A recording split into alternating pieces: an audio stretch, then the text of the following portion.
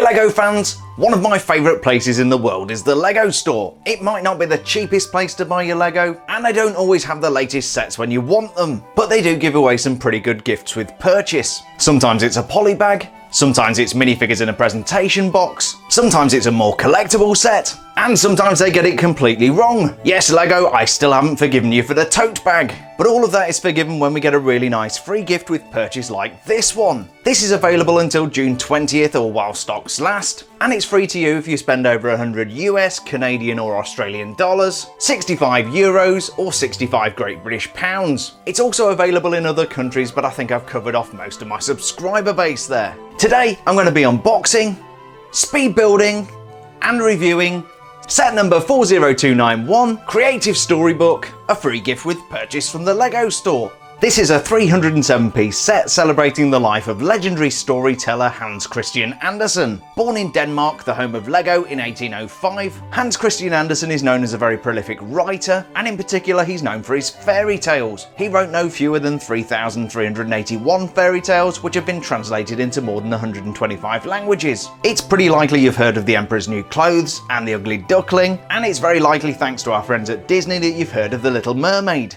This is a very attractive looking set, especially for a giveaway. It features an open book with Hans Christian Andersen sitting on a park bench writing a story. I'm really hoping that nameplate on the book is a custom printed piece. We've also got a kid that's holding a pretzel for some reason. On the other page of the book it looks like we've got a scene from one of his many fairy tales. I'm going to go out on a limb here and say that that's probably a scene from The Ugly Duckling. We even have a fake wax seal printed onto the box showing a likeness of Hans Christian Andersen himself. Flipping over to the back of the box, we've got some really nice product photography laid out in a scrapbook style. We've got Hans and his young friend reading a book. Really nice to see that printed tile in there, which I think we last saw in the Disney castle. Another picture of the same scene from a different angle. An arty sepia shot, which suggests LEGO might have let the interns loose on this. And finally we've got a picture of the kid trying to feed a pretzel to a swan. Somebody should tell him it's not a good idea to feed bread to wildfowl.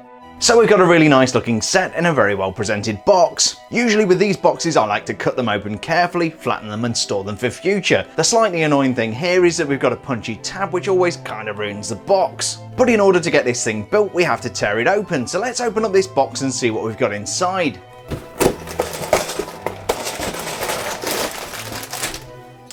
Here's everything that came inside the box, and for a free gift with purchase this is an impressive amount of stuff. We've got 4 bags of LEGO, a 55-page instruction manual, and 4 6x10 brown base plates.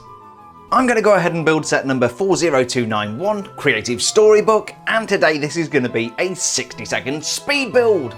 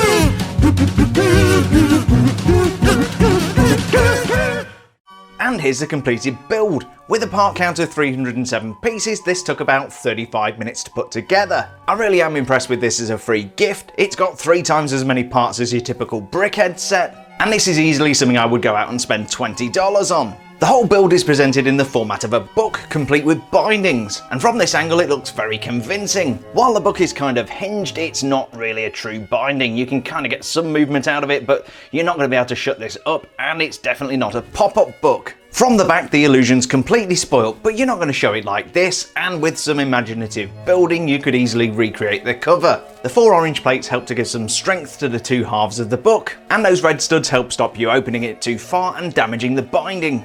As you can't close the book and it'll fall over if you try and stand it upright, this is just about the only way to display it. But I'm okay with that, it looks great like this. With the little guy out of the way for a moment, it gives us a chance to focus on the first page of the book. The first thing I'm going to point out here is the magnificent custom printed nameplate. That is indeed a printed piece, and it recreates the wax seal you saw on the outside of the box, plus the name Hans Christian Andersen. Leading up to the bench, we've got a really nice path made out of cobblestones or crazy paving. I really like the use of different colours and sizes of round tiles here. And you might notice a few places where studs are showing through with the Lego logo. This just helps to give it a really nice rustic look. Han is shown sitting on a park bench underneath a lamppost writing a story in his book.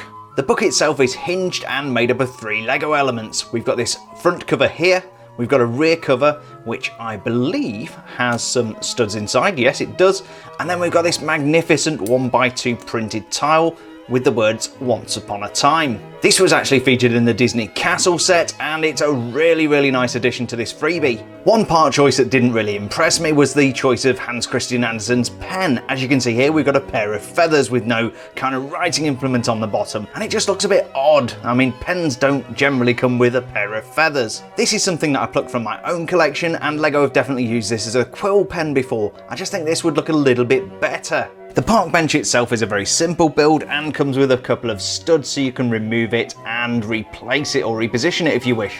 While there's no definitive explanation of why Lego decided to put Hans Christian Andersen on a park bench, this actually reminds me of a statue in New York's Central Park. It's designed specifically for the children that Hans Christian Andersen wrote his stories for, and it's a climbing statue. Kids are actually allowed and positively encouraged to climb all over this thing. Like the park bench, the street lamp is a fairly simple construction. It's actually made up of 5 different Lego elements, and it's perfect for this set. Although I didn't notice any confirmation in the instructions, I'm still pretty convinced this is a scene from the Ugly Duckling. This is the only story diorama included in the set, but it would be really easy to replace it with another one of your choosing. In fact, when you open up the instruction booklet, Lego actually makes a number of suggestions for you. We've got suggested builds for The Princess and the Pea written in 1835, The Emperor's New Clothes from 1837, The Little Mermaid also from 1837, The Steadfast Tin Soldier from 1838, The Ugly Duckling from 1843, which kind of throws out my theory about what Lego included with this set, The Nightingale also from 1843, The Snow Queen from 1844, ever wonder where Disney got their idea for Frozen from, and Jack the Dullard from 1855, although I think that story may no longer be politically correct. All of these scenes are suggested builds only, and none of the pieces or minifigures are included with this set. So if you want to go build these, you'll have to source the parts yourself.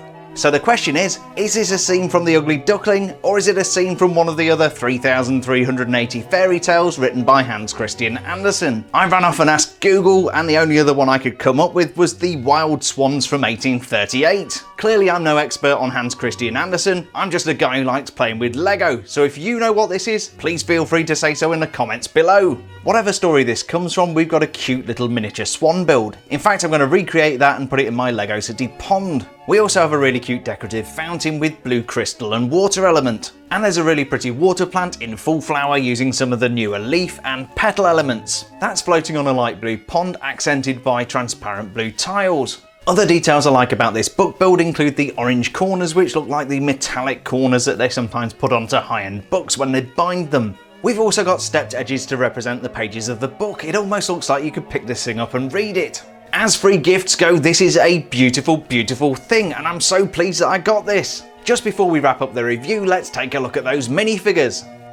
Not only do we get a very cool book build, we also get 2 really nice minifigures. On the left we've got an unidentified kid, and on the right we've got Hans Christian Andersen. He does bear more than the passing resemblance to Sir Topham Hatt, aka the Fat Controller, but I'm going to forgive Lego on this one. This little guy definitely gives me a sense of deja vu, and I'm pretty sure I've seen all of these minifigure parts before. We've got the stock dark blue kid's legs, and then this minifigure torso, which I've definitely seen very recently. In fact, this was included in the Lego Creator Expert roller coaster set, which I reviewed a few days ago. It's a really nicely printed top, however, and he's got this blue hoodie on over a green striped t-shirt.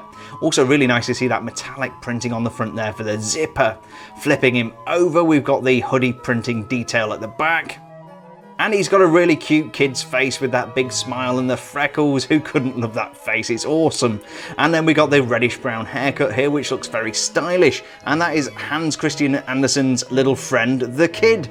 And here is the man himself. This is Hans Christian Andersen, and he's dressed in what I guess you could call traditional Victorian wear. He's got these plain black pants on, and then a really understated top here. We've got a vest and tie there, white shirt, and some nice blue printed details. Flipping him over to the back, very tiny amount of printing there, and you're going to notice immediately there's no alternate expression. The expression is fairly traditional minifigure style, and he's got this plain black top hat. So yeah, really not a lot we can say about Hans Christian Andersen. I think he's been done very respectfully by the guys at Lego. We do have these white shirt sleeves. Maybe he would have been wearing a jacket in his day, but hey, he sat outside, it's summer, a man's got to relax, and that is a really nice Hans Christian Andersen minifigure. So that was set number 40291, Creative Storybook, the current promotional gift with purchase at the Lego store and at shop.lego.com. My local Lego store still had plenty of stock of these, so if there's a set that caught your eye and you don't mind dropping $100 on it, you don't yet need to resort to eBay to get one of these. Although that hasn't stopped the usual scalpers from trying to profiteer by pretending these are really rare. If I walked into my local Lego store and I saw this set for sale, I would definitely buy it. So to get this as a free gift with purchase is a very big bonus. It also gave me a great excuse to buy the Parisian restaurant modular I've been after for ages. I'll be reviewing that sometime soon. I hope you enjoyed this unboxing, speed build and review video as much as I did not having to pay for this set. If you did, feel free to leave a like down below, and if you've not already done so, be sure to subscribe for more awesome Lego content. I may not be as prolific as other Lego YouTubers, but I try and release 2 new Lego review videos every single week. Thanks a million for checking out today's review, stay safe, and we'll see you on the next build video.